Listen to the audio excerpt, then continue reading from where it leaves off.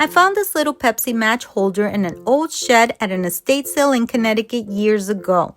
I've used it for toothpicks ever since. At the top, there's a single hole where it would have hung right beside a wood or gas stove. Down below, there's an open pocket with a short lip to keep whatever's inside from sliding out. It's made of tin with folded seams instead of welding, and the front is covered in that glossy black finish that makes the red, white, and blue Pepsi logo really pop.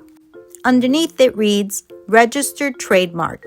That circular globe design with the wavy red and blue band first appeared around 1962, when Pepsi gave itself a modern new look to compete with Coca-Cola.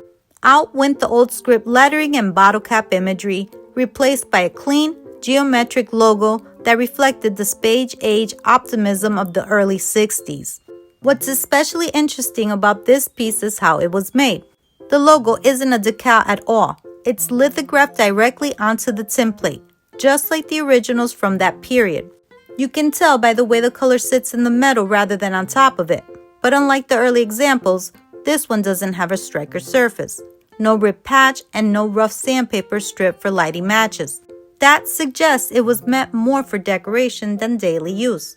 The combination of authentic lithography with missing striker details makes this likely a licensed retro piece, maybe from the 1980s or 90s, when companies like Pepsi and Coca-Cola began reissuing their classic logos on everything from trays and thermometers to nostalgic tins like this.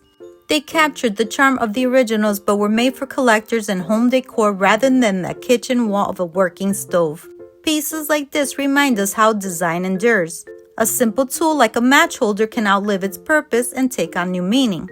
Once it was pure utility. Now it's a quiet nod to mid-century style and American advertising history. And even if it's not a true 1960s original, it still does its job, keeping a small spark of nostalgia alive.